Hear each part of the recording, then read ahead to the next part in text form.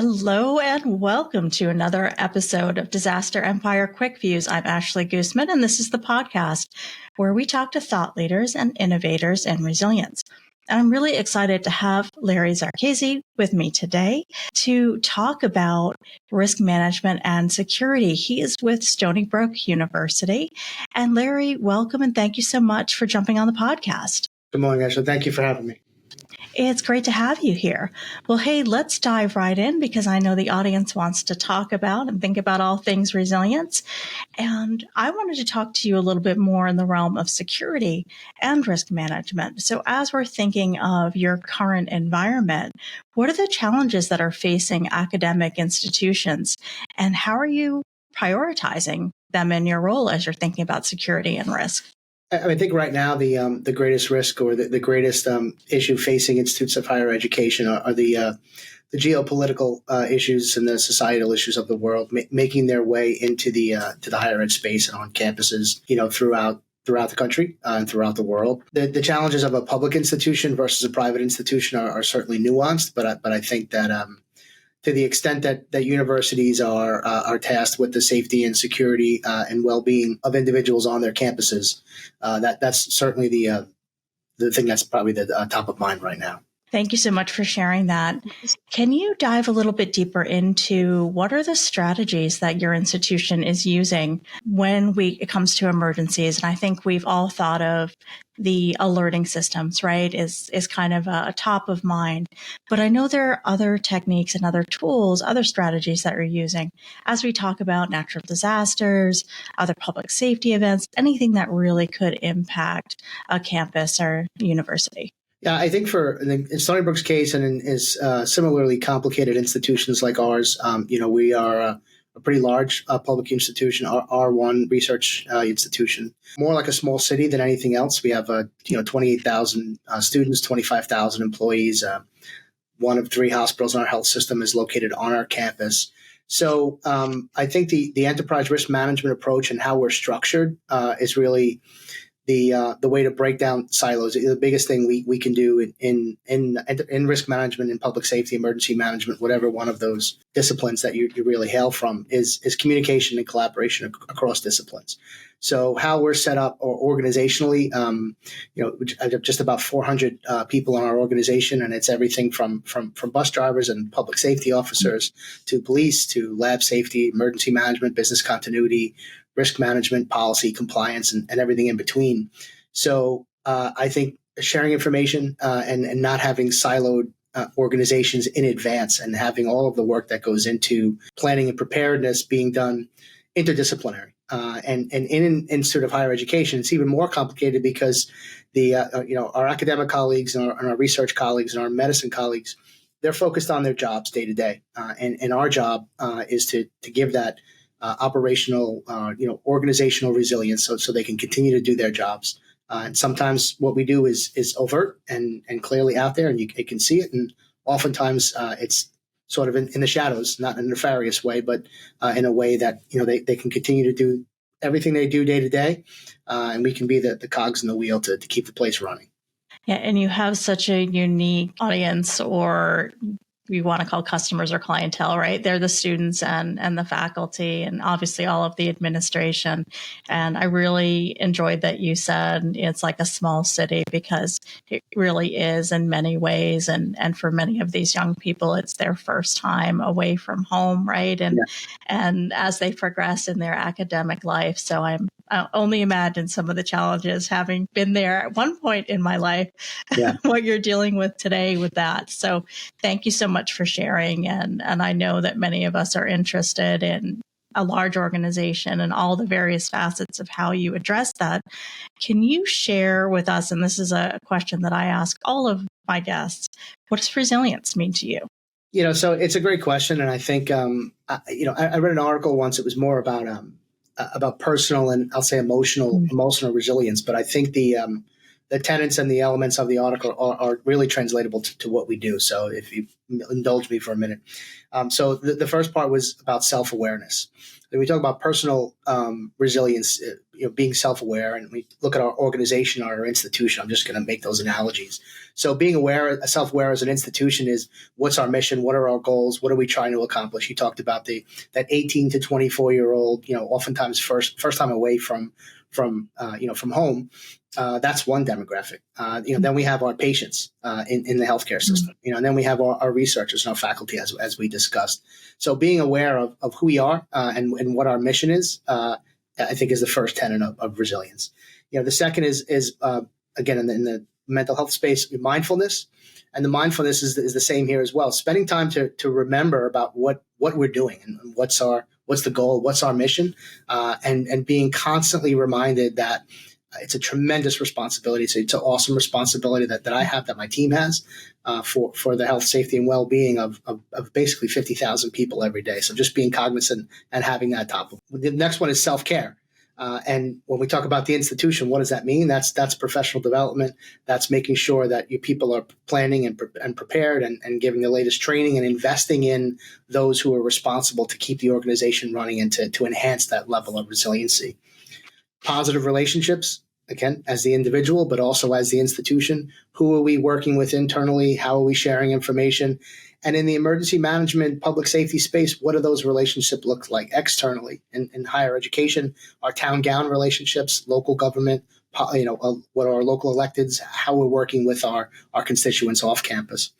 And then lastly is purpose, right? Remember why you started, why you're in the business. And in our case, it's sometimes, like I mentioned before, those things that don't necessarily get the attention, but allow the institution to work and operate day to day. Sometimes with some hiccups along the way, power outages, floods, fires, those unexpected things that happen. But the more time we spend preparing, and you're less reactive to when those unexpected incidents happen. You invest up front, and that, I think, really plays into continued operational effectiveness and that resiliency overall for the institution. Absolutely. Thank you for sharing that perspective. And as you were talking through all of that, your audience, your customers, your clients are internal, right? Your campus, but you're also a member of a larger community. So can you talk a little bit how you engage with Stony Brook, with local law enforcement and external partners, and being part of that larger community? Because I know many college towns, university towns, areas, really rely on the institution for much of their economy, or for a large part of that. And you also are dealing with the healthcare aspect as well, which I can only imagine has an added layer as you're working through your work to keep everyone safe and secure. Yeah, thank you. That's a great question as well. The Stony Brook is the largest single site employer in Suffolk County. It's a county of about 1.2 million residents. 1 out of every 15 people in the county is employed here.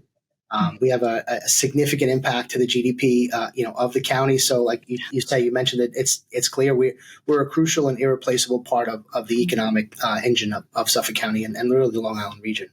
So we don't have the luxury of going out of business, right? We learned these lessons during Superstorm Sandy, for sure. In many, many ways, we were a beacon of hope, a beacon of light. I mean that literally and figuratively. So we have our own cogeneration plant, which means we generate power for the campus, and we actually, in many ways, sell power back to the Long Island power grid. So during Sandy, we it's called an island procedure. We removed ourselves from the power grid.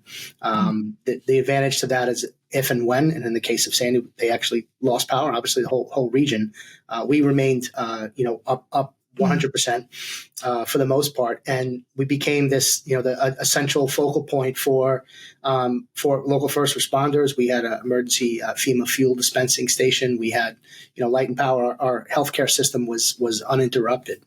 And that just highlighted sort of the role that we play, for the town, for the county, and really throughout the region. Stony Brook, one of 64 campuses in the SUNY system, and while they're very geodiverse and we're the downstate flagship, we play that role as well as the largest public higher institution system in the country. So. For the most part, you mentioned law enforcement. So, we have a fully accredited full-service police department on campus, one of the largest in the system, if not the largest. And while we work very closely with our law enforcement colleagues, we are extremely self-sufficient. Suffolk County is largely run and supported in the fire and EMS service by volunteers.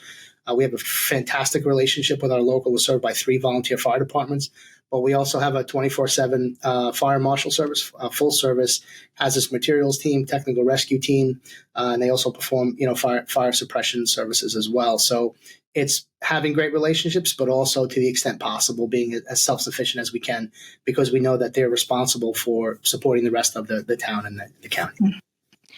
Larry, and I can just imagine that we could talk all day about the stories of what you've, accomplished and what you've experienced with the institution. I wanted to dive in a little bit deeper into that safety aspect. And I can imagine that a large part of building your resilience is instituting, a safety culture, a security culture into the organization. Can you talk to this audience a little bit about how you achieve that and how it builds resilience overall for the institution? Yeah, I think that my role is sort of unique, being the vice president for ERM, as well as wearing the dual hat of the chief security officer. It gives me credibility, and it really highlights the extent to which the institution has bought into and valued. And what I mean by that is the top down senior executive buy-in into what we're trying to accomplish. So there is an inculcated safety culture, safety, health, and well-being from the top. Our president's in her 3rd year. She transitioned here from her previous institution during COVID. Myself individually and our organization played a very large role, pivotal role in COVID, planning, preparedness, response, and recovery. So there was, we were sort of battle tested and really elevated to the point where folks knew that, ERM will take care of that. ERM is here. So whether it's pedestrian safety, whether it's laboratory safety, whether it's just general, health and safety as it relates to, to public health and preparedness, we have a seat at the table. I sit on the president's cabinet, so it's elevated, and then the function is embraced by my peers. And that allows us to really be a decision maker, a policy maker, as well as an implementer of change. And I think that we have done a great job. We, to the extent we're very active on social media, we're very active on the campus and in campus life with our student affairs colleagues and with our colleagues in the provost's office and again in the research community. And our team is, I have a fantastic, amazing, unmatched senior leadership team. All of my folks that are on that team, they're all in, they're fully committed. So having that as the face of the organization, and regardless of where they sit in their functional area, we do cross-functional training and awareness and understanding. So the person who's in charge of mobility and parking services speaks the same language as the person who's our executive director for strategic initiatives, who speaks the same language as the folks who are running our laboratory safety and our environmental health and safety. So it's that team dynamic. It's great to hear that perspective and the organizational structure that you laid out, and really having that ability to understand risk, and so important to ERM for the entire organization, and then tying in with keeping it secure, right? And that safety aspect really builds that resilience, I find. So it's great to hear that you have the buy-in from your senior leadership, and that you have a strong team that's supporting you and executing on those initiatives. With that as well, you have a unique position. Can you really share what you're seeing in terms of trends, what you might say to this audience in terms of, future impacts they should be concerned about, and really kind of that overall future of academia? But I heard you talking about geopolitical inputs as well, which I think many of us are really looking at, and how that affects our organizations regardless of where we sit in our industries. If you could share a little bit more about that, I'd really appreciate it. And if you can kind of pepper in, how Stony Brook is preparing for those risks and those potential trends, and what might impact us in the future. That'd be great. Sure. I'll take the former first. So I think number one risk, or top 3 risks to the institution, are disruptive technologies, cyber, and what the unexpected landscape of what's changing. 3 or 4 years ago, unless you were heavily in the computer science or in the tech world, talking about AI, talking about ChatGPT, and understanding what that meant in the world, but particularly in academia, wasn't necessarily something folks were talking about. Not just the, pedagogically, what does it mean in the classroom and academic dishonesty and those sort of the nuanced areas, for a campus, but what does that mean for the institution writ large and its ability to compete on the national stage? Not embracing technology, machine learning, what the future of quantum looks like, not only from a research and academic perspective, but also the downstream effect of using those technologies. I think a lot of industries are not necessarily prepared for that. And I really think they need to kind of shift their focus and embrace it, and whether it's policies, procedures, and implementing those technologies in the day-to-day, because their workforce is going to. Part of that also is the changing dynamic workforce, the post-pandemic, the great resign, the changing into the hybrid workforce, what that looks like. And we're uniquely positioned because our students are the future, the next generation of what that workforce looks like. And being able to be nimble and understand that even just 5 years ago, what the institution and the inability to culturally adapt to the changing environment, and we'll get into the geopolitical next, but I think that's also in the top 3 to 5 risks. If you look at institutions and studies from multiple organizations, Protiviti put out the 2023 top risks to the now and then 10, 20, 30 years from now, and inflexibility in an organization and understanding that the world dynamics are changing, whether it's in the banking sector, finance, doesn't make a difference what industry it is. And I think that those are the top risks. And then, like we said, when we started geopolitically, an Institute of Higher Education's mission is to have diverse ideas, diversity of thought, debate, academic dialogue and exchange in a world where we are dealing with deep fakes and fake news, and the internet is a gift and a curse in many ways. Yeah. Those are challenges that are not just endemic to higher education, but we see them elsewhere in the world, and people not believing and not relying on what used to be trustworthy news sources, and where they get the information from. The news cycle is no longer 24 hours; it's 24 seconds. Absolutely. Thank you for sharing that perspective. And it's definitely something all of us are grappling with, is how do you get that reliable information in order to make actionable decisions, right? That can affect, as you're describing, really the lives of those that really are entrusted to you for higher ed and at the institution. So thank you so much for sharing that. Hey, I could talk to you all day, and I know that you have lots of great stories in there. But I wanted to ask you, as we wrap up, is there anything else that you wanted to share with the audience that we haven't got a chance to talk about today?